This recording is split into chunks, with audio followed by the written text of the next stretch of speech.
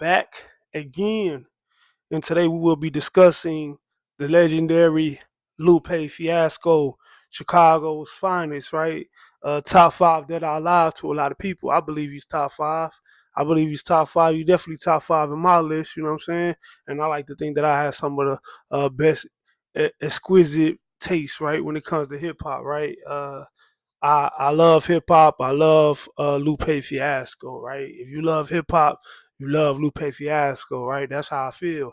I feel like the game has come down to what do you like, but then it's some of us who like, really, really know the game. And Lupe is a guy that you really, really gotta know, right? Like you gotta know hip hop, the science of hip hop to really appreciate an artist like Lupe Fiasco, right? And that's the issue with Lupe Fiasco, right? So many people say, why did Lupe never get to as big as a Kendrick Lamar, right? And I'll tell you why. Lupe Fiasco is a little too pure. And what do I mean by that, right? Lupe Fiasco is a little too pure. He's too pure in an art form that's no longer pure, right? Um, I want to build on that. I want to expound on that, right? So, but first we're gonna start here, though, right? 1995, 1996, 1994, maybe, right? Off in that range, Jay Z, Dame Dash started in Biggs, right? In Biggs, they all begin to create a label, right? Which is Rockefeller. They can't get a deal, so they buy themselves. They buy themselves into the game, right?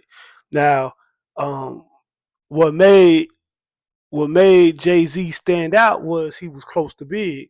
He was from Brooklyn and he was close to Big and he was nice, right? And they say that Big really admired Hove, even though Big was like the the nigga on top in the mainstream. He really admired Hove because Hove had all this money, right? Hove come from the streets. Hove a hustler. Hove got all this bread. You know what I'm saying? And they locked in and that was like the cosign that Hove needed. Hove had ran with, yeah, no doubt. Hove had ran with Jazz. Hove had ran with Kane. You know what I mean? But Big is on top of the game right now, right? Big is on top of the game, and he co-signing young Jay Z, right? Bringing them in, Brooklyn's finest. He got him on. He got him on the album, right? They in the Dead Presidents video. He got Big in there playing Monopoly with Real Cash. Me and Biggie and the Models be shaking Ace, Diddy ass, and ought to be something you got to see. Come on, man. Don't get me started, man. You know what I mean? I can go with the big Jay Z verses all day. I know off the top of my head. But anyway, not to get stuck there, right? But Jay Z deserved the praise for giving you Lupe Fiasco, and that's why we going there, right? So 95, 96, Jay Z gets the big cosign from Big, right? Big transitions. Big get, you know, Big get assassinated tragically, right? Right after Pop, Big get assassinated, and and then it kind of left left the gates wide open for Hove to take over, right? You held it down long enough. Let me take them reins, and just like the commission remains. Cross the T's and dot the I's. Now that I got too popular to cock them pies, taking this rap serious to my demise. Jay like Kate Miss, watch me rise in the basement. Ask my dog for advice, and when he can't say shit, my hatred is. Come on, man. You just give me a sign and let the world know that the city is mine, right? That's what Hove said right after Big died. You held it down long enough. Let me take them reins. And just like the commission remains, you know what I mean? That verse got Nas tight. That verse got Nas tight, right? And if you listen to Nas, this ain't had nothing to do with the message, but it's just another gem for the hip hop heads, right? Uh, on the I Am album, Nas addressed that, right? He didn't like that verse, right? He told him I didn't like that verse, right? Big pass, and you already plotting on coming up after that. He didn't like that verse, which it led to the whole ether takeover beef. You know what I'm saying? It was already going on, but that's when it first started coming out, right? That's I say he didn't mention Hov name, but you knew who he was talking about. He didn't like that. He was plotting on it, and the reality is, right after Big Pass, Hov get into taking over the game. Hov gets it's a hard not life for us. It's that's the one that kind of put Hov on the map. Then he had Big Pimpin', you know what I mean? Then he had the joint off of Nutty Professor, right? He had the joint with Ja Rule, Nutty Professor soundtrack. Uh, all through the late '90s, right after Big transition and Pop transition, you got the Hot Boys down south, Hot Boys, Master P down south, running the game. But up north, you got Hove, right? Hove running the game up north. Um, Hove coming with hits. Hove is represent the big shiny, the big Willie shiny niggas up north. Right down south, you had the flossy niggas who wear diamonds and gold in their mouth, diamonds in their mouth. That's what the Hot Boys represented, right? That floss. This the flossy era, right? It's the flossy era rap, and you still got because I tell you this, Cash Money don't get enough credit. That early Cash Money don't get enough credit because even though they had the bling bling and all that on the commercial level, I want a hot boy. What you need, girl? It was real simplistic. It was for the club, but once you bought the albums, they still carried the essence of the old school hip hop. When you bought the album, you still heard Juvie really spitting. These were still Southern guys that could spit, right? You pay $1,500, I pay $59.99. Got diamonds and Rolex still shine at the same time. I ain't scared, but I ain't dumb and I ain't stupid. I know how to survive in the projects and how to do shit. If I hear the hustle, I ain't telling the biz because the witness gonna tell the people who the murderer is. Man, take the 4-5 to your wig, take the cocaine and throw you off the side of the bridge. I done did dirt. I don't know what the consequences must burst. Knocking out nigga dentures. Come on, man. Juvie was really spitting. Southern dudes was really spitting back then. So don't let the bling bling and the back that ass up and all that confuse niggas, right? The Southern niggas was still spitting when you bought the album, and that's them following the pattern of Tupac. Tupac and Big. They hit you with the baby baby and all that. But when you bought the album, this when you get your kick in the door, wave in the floor. That's Pop. Pop told niggas that. Pop said do songs for the women for the radio.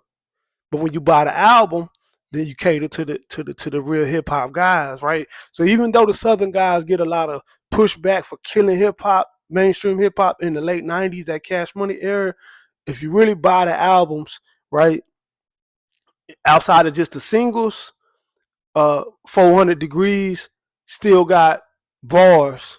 You know what I mean? That BG still got niggas rhyming. Soulja Slim really rhyming. So you can't take that from them, right? They still carry that. And Hove did that too up north, right? Hove had the I'm a hustler, baby. I just want you to know it was fly, it was cool, but when you bought the album is when you still got the Ross. You know what I'm saying? And that's what we used to do, and it was cool. Even DMX, stop, drop, shutting down, open up, shot. It's catchy. It's simplistic as hell. A kid could come up with the hook. Because that's just stop, drop, and roll, but it's just remixed of it. That's why it's so. It's a sing along type of element, right? So, uh, it was catchy, but when you bought the album, then you get into X at his rawest form.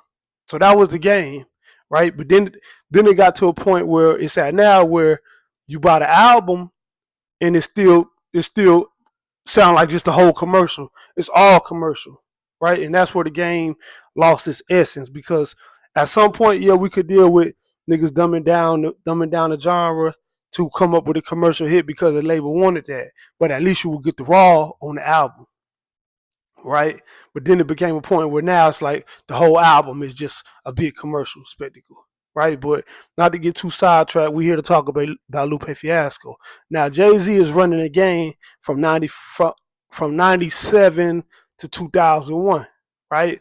And when about 2001, that's when he ready to go to war with Nas, right? and that's when the take over and all that come out. He ended up losing the beef, right? He ended up losing the battle, which rolls Nas back up to the top, right? Uh, Hov made the same mistake that Drake made in the sense of feeling that because he's dominating the mainstream, that he's the better MC, right? And the battle is about who's the better MC, not who can make the better, uh, not who can make the biggest sales or the biggest. It's just pure MCing, and that's where Nas was able to beat him at. Nas could never beat Jay Z in a commercial song trade off, right? Nas have always struggled with the records of trying to go commercial, right? The commercial hits. He's always struggled with that. Uh, Nas my favorite MC all time with Pop. You know what I mean? So, but that's something that he's always struggled with. He couldn't, he's too pure.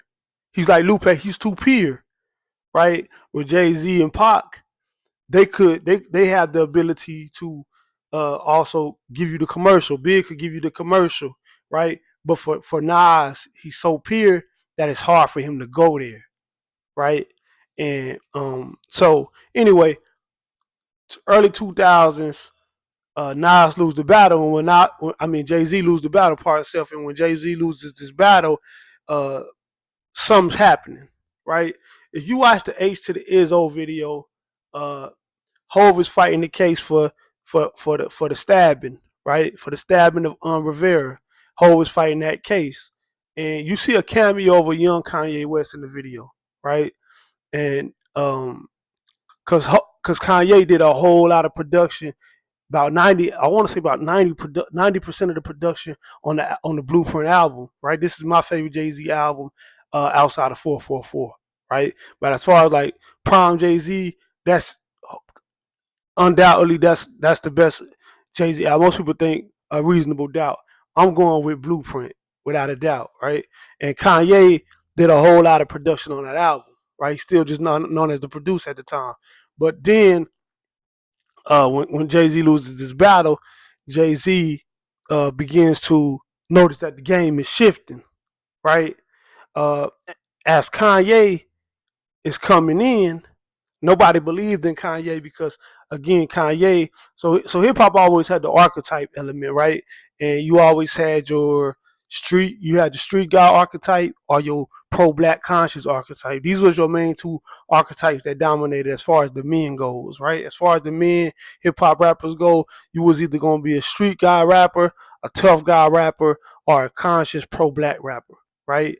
And the reality is, niggas come in all kind of archetypes. So that's why when you see like for example, whenever like Schoolboy Q come out, right, all the Hoovers is happy because Hoovers is like, oh, we finally got one, right? Or when Snoop come out and it's like, oh, all the 20s, right? All the 20s is out, because uh, every rapper kind of represents an archetype of fan, right? This it's no coincidence when you go to a who can I think of?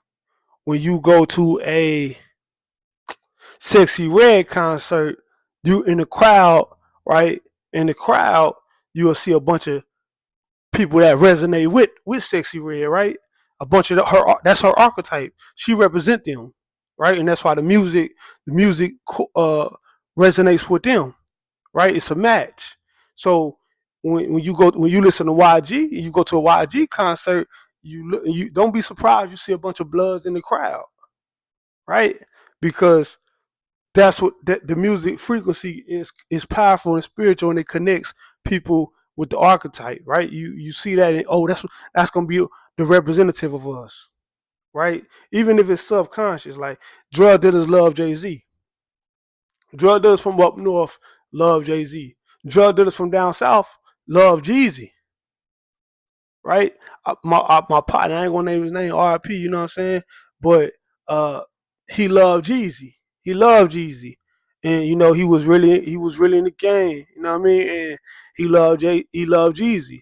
He would listen to them numbers. It was different type of talk. But Jeezy was his representative in the mainstream. Like Pac always said, the nigga kingdom, who runs the nigga kingdom. The nigga kingdom is basically, uh, you know, whoever's on top of the game right now, that's who everybody is, that represents the whole culture, right? So as far as like right now, even when you look at the Drake Kendrick battle, you see in the battle also of the archetypes, right? The battle of the archetypes. This is all subconscious, right? So all the Drake, most not all, but for the most part, all the Drake fans looked like him. Did you notice that? It was a lot of light skinned niggas or mixed niggas or whatever that looked like Drake. And they you could see when they was riding with Drake so much because he was their representative subconsciously. Oh shoot, that's identity politics. Oh, it's a nigga that look like me. It's a nigga that look like me, kinda. And he a regular nigga. He a regular nigga. You know what I mean? And he represent us. So he became the leader of that archetype, and that's why you seen like people. You seen personalities, podcast personalities that look like Drake, riding with Drake so hard. Outside of you didn't have all of them, but then you had the immigrant side of it. We already talked about it on a couple of videos ago, where you had your immigrants that represented with they sided with Drake also because he represents us too, right? He does the Caribbean thing, and he does. You see what I'm saying? This is identity politics, right? When Kendrick come out and say, uh, "Where you from? We all indigenous," right? FBA said, "Oh, he represents us." Right? When Kendrick does his Israelite thing, the Israelites say, "Oh, he's with us." That's the game. It represents, right. When a 5% rapper come out, all the 5% say, "Oh, he with us." They love Wu-Tang, right? He's with us. This is identity politics, and it takes place in hip hop.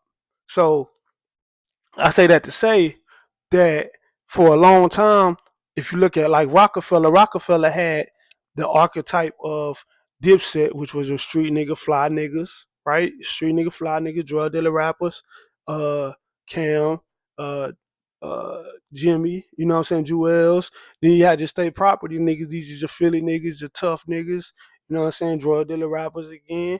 Uh, then you had Hove in them. These the Brooklyn niggas who you know what I'm saying? They fly niggas. They they kind of arrogant. They demeanor is Jay-Z. Demeanor was always like, nigga, you shouldn't even be talking to me. Like, you see what I'm saying? That's just, but they never had. So when you see Kanye uh, get signed to Rockefeller, it was kind of like a glitch in the matrix. It was like, whoa, what's going on now? Who is this dude? He got the collar flipped up, and you know what I'm saying. His album is the College Dropout, and it was a rebirth it was a birth of a new archetype into hip hop. Sure, you had the Tribe Called Quest, and you had um De La Soul and all them. They kind of pieces of Kanye, but Kanye is still like the first of Kanye because Kanye is not just conscious. Kanye represents like just your regular. To me, Kanye represented like your just regular nigga, right? As crazy as that sounds, we talking about Kanye before all the crazy stuff, right? Kanye just represented your regular nigga. What if somebody from the shot that was ill got a deal on the hottest rap label around, but wasn't talking about flipping birds, was more like spoken word? Would you say he's really putting it down? And see what I'm saying? He said it in Through the Wire, right? This is like a glitch in the matrix for me to get a deal, and now I can represent the regular nigga who not a street guy, not an extra tough guy, not a drug dealer. I'm not too pro black because I still like the white girls, you know what I'm saying?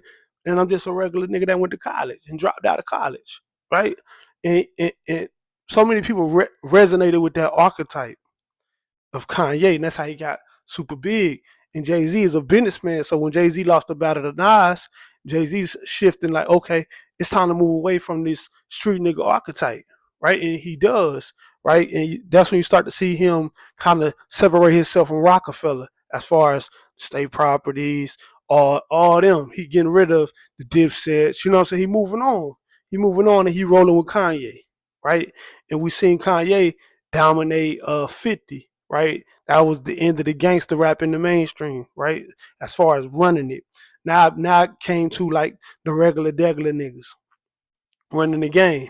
Now this is important because this by Jay Z doing this, by Jay Z signing Kanye, would also lead to him signing another MC out of Chicago, which would be the great Lupe Fiasco, right? The great Lupe Fiasco, and uh, the great Lupe Fiasco came out on some kick push, kick push, right?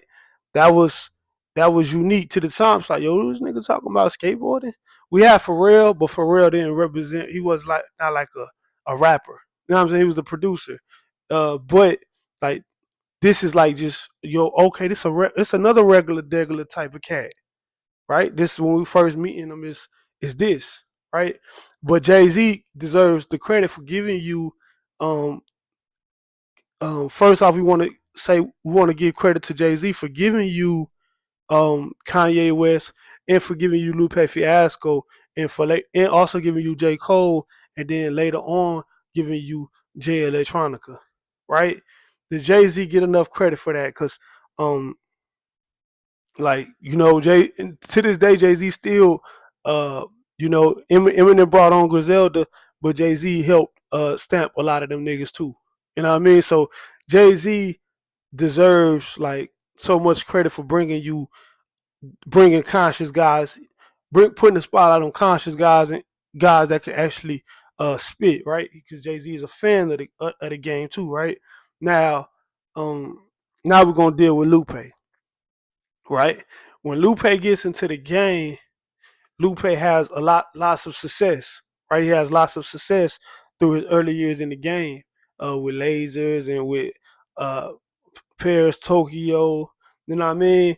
But Lupe never got to the level of, say, a Kendrick Lamar, right? And it's a reason for that, right? It's a couple reasons for that. The first reason for that is that uh, Lupe is a lot different from Kendrick Lamar in the sense that he's a little too pure. He's a little too pure, right?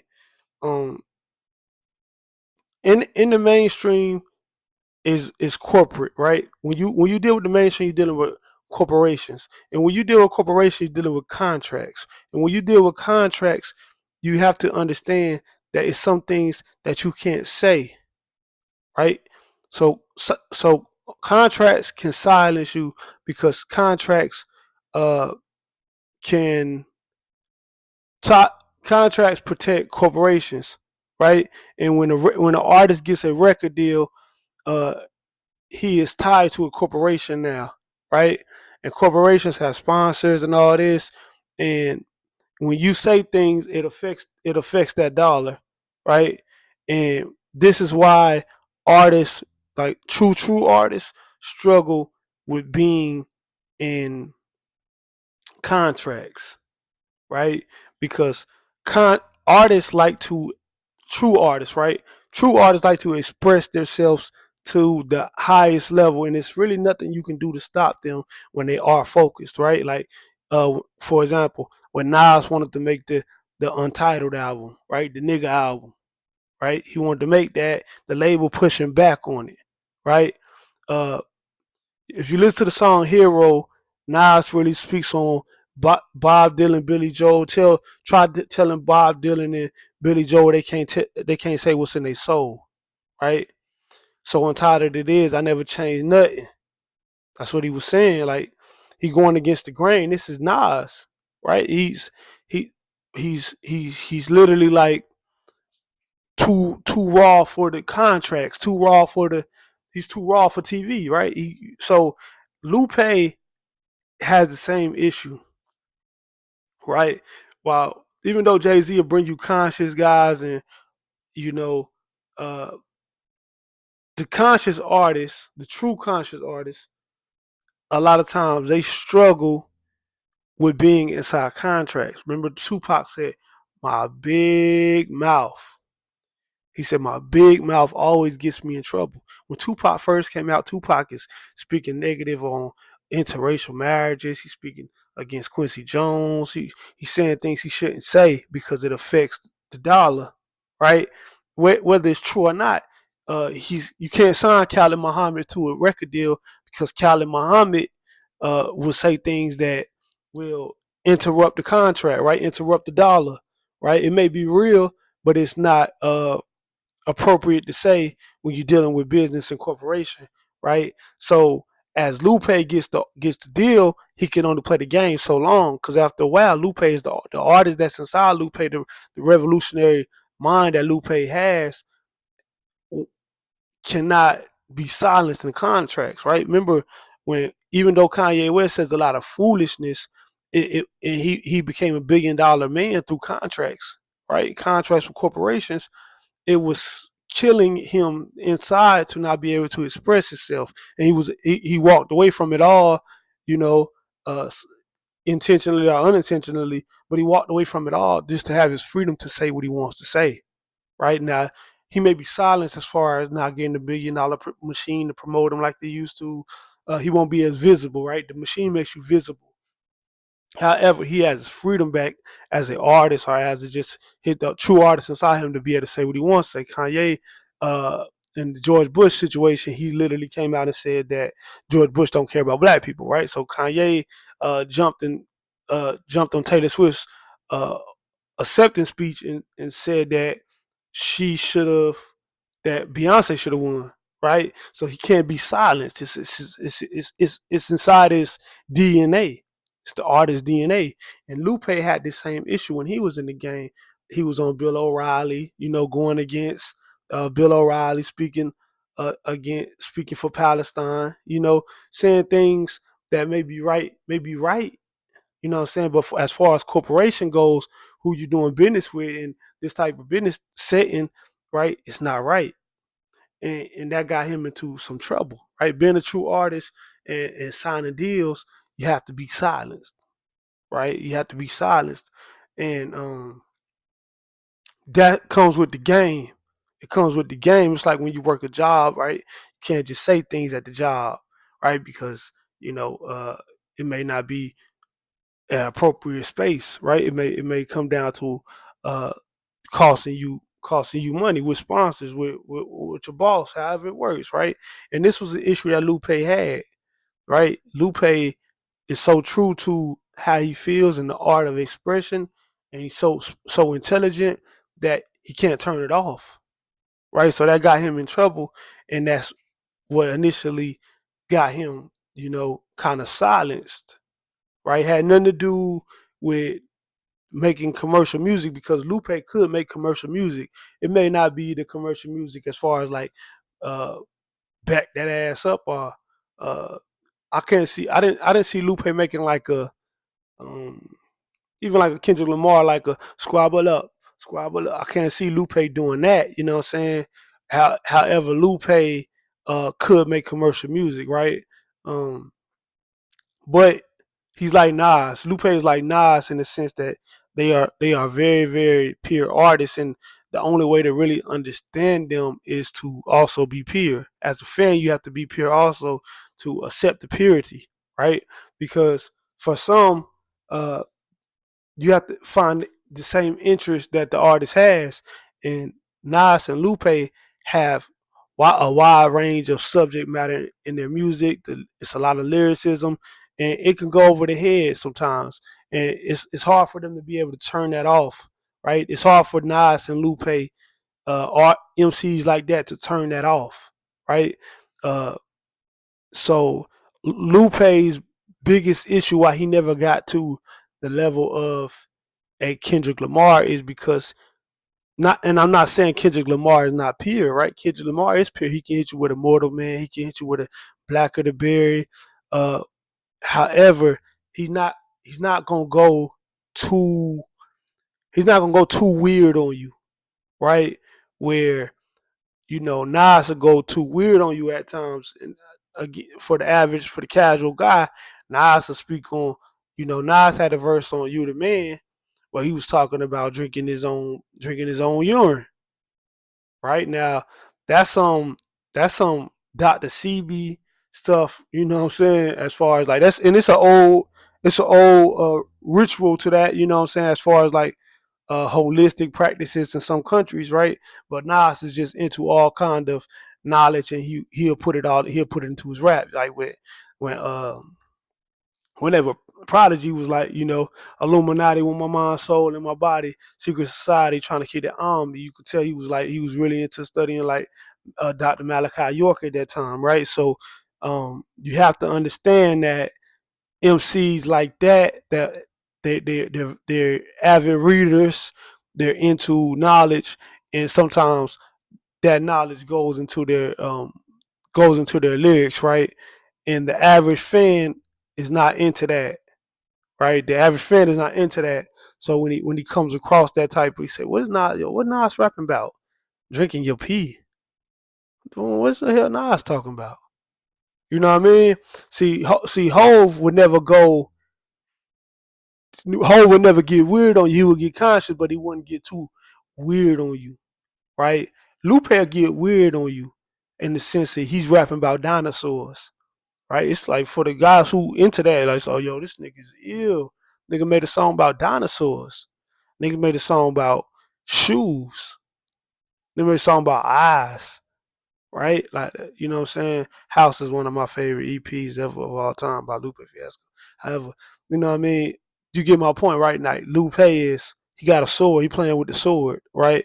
Kendrick do the sword thing too, but he like Lupe out there really messing with the sword, right? Like, he really mastering like samurai type, and and these type of things, although they are unique, the audience in hip hop is not peer anymore, right? Especially in the mainstream, it never really was peer.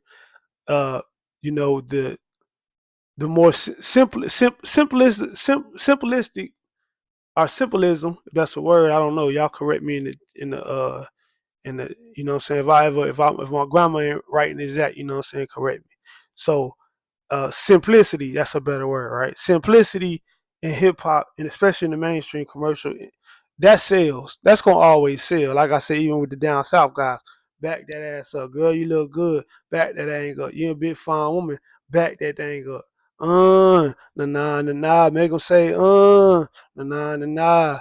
Right? Stop, drop, shut them down, open up shop. Oh no, that's a it's a hard knock life. See what I'm saying? This is simplicity. It's simplicity. Simplicity sells in the hip hop. You know what I mean? And that in the mainstream hip hop. And if you good at, like, if you could come up with a simplistic way of doing it, like, see, because Kendrick still does with the squabble up, turn his TV off, turn his TV off. What they talking about? They ain't talking about nothing. They ain't talking about. They ain't talking about nothing. This is simplicity, right? And that's good because uh they not like us. They not like us. You just wonder what they say. Well, all the kids like Kendrick, right? Well, they wasn't saying the kids like Kendrick on To Pimp a Butterfly, right? They wasn't saying on Mr. Moore all the kids like Kendrick. The kids like Kendrick now because G and X was made to be simplicity. Simplicity was made in the G and X album. In the G and X album, you find simplicity, right? Turn his TV off, turn his TV off, turn his TV off, turn his TV off. Uh, this is simplicity, and it's just good enough. It's to the point where even a kid could sing it, right? Even if you don't like rap, after hearing it, it's like a Coca-Cola commercial, right? And that's your commercial rap, right?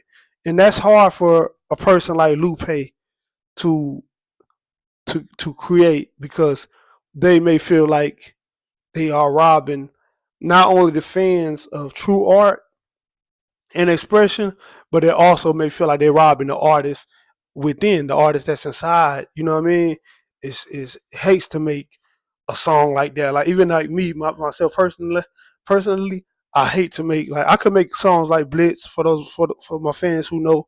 You know what I mean? I can make songs like Blitz all day. However, I did feel a sense of me robbing my true self of, you know what I mean, using my words to say something. But I'm not in contracts. When you're in contracts, these are good for the label, right? These are good for the label. And people say, "Oh, Drake versus Kendrick."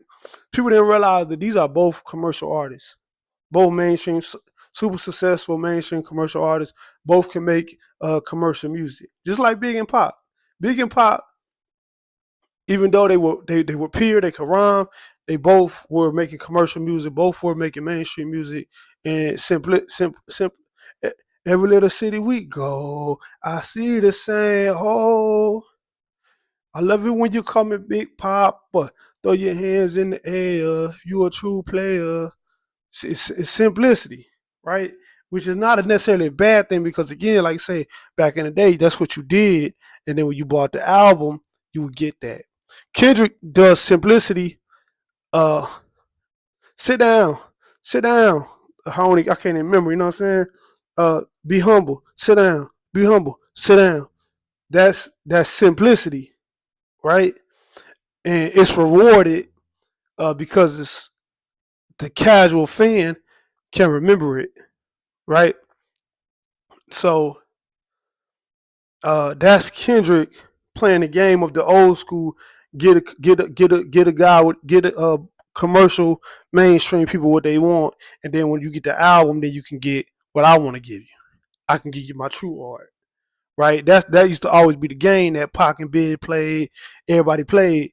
And then it became just all commercial, right? So Drake represents that all commercial. That was the only difference.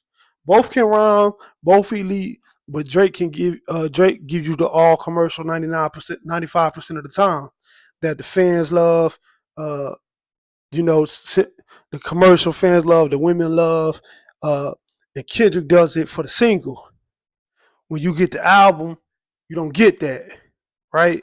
You get a little. GNX was first time where he kind of gave you that more than the other side, but for the most part, that's the difference between the two. Both play it. Now, you an artist like Lupe, like I say, like a Nas, like a J Electronica, like a Griselda, right? They have trouble in the mainstream because they they're too pure in the sense of they care so much about focusing on the lyricism and the rhyming element of it that the only way to appreciate that is to also be into that. You know what I mean? I have to be into that to like that. You have to be into that. And one thing you understand is the average rap fan ain't into that. The average casual rap fan listens to rap as a motif, right? Uh, when I'm going to the when I'm in the car or when I'm at the bar. See what I'm saying? Or they don't just they're not just walking around just listening to for oh yeah that metaphor. Oh yeah, did you hear that rhyme scheme? Oh, did you hear that punchline? Or you know, Prodigy, heavy airplay all day with no chorus, no hook, no hook, right? Because the hook is is usually the simplistic element to the whole rhyme, right? The whole song is tied in by the hook, the bridge, right? It's the part where if you didn't catch all the words because it was too much for you, you can at least catch the squabbler, or the you know what I mean? The simplicity, the back that ass up. Girl, you look good. Back that ass up. You know, Lupe struggles with that element of it because he's too pure and the audience is not pure, right? So he's pure in a game that's not pure. Lupe is so pure with hip hop that he teaches classes on hip hop at MIT, right, and other universities. So moral, mural, right, by mural by Lupe Fiasco.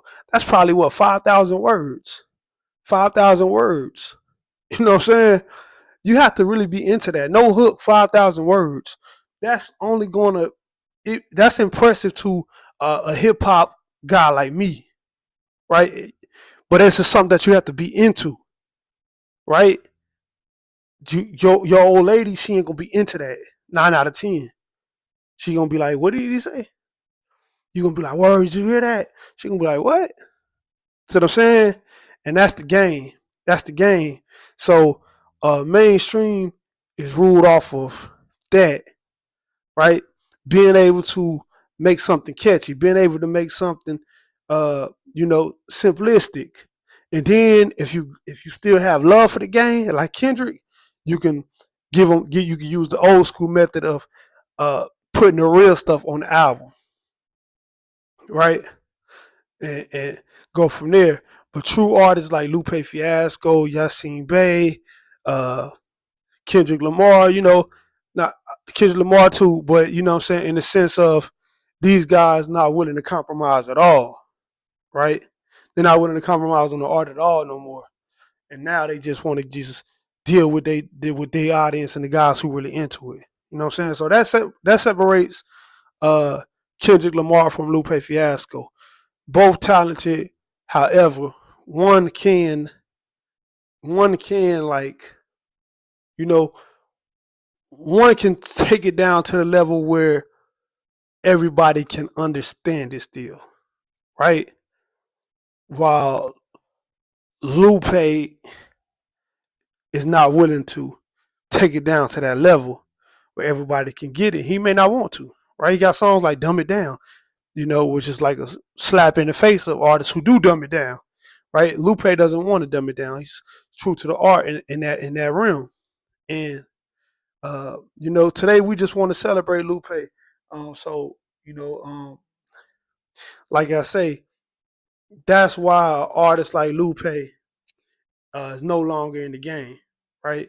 And Kendrick Lamar is able to thrive and still make it. You know what I mean? That's what separates the two. But on that note, you know what I'm saying? We're gonna wrap it up. Get up out of here. Peace.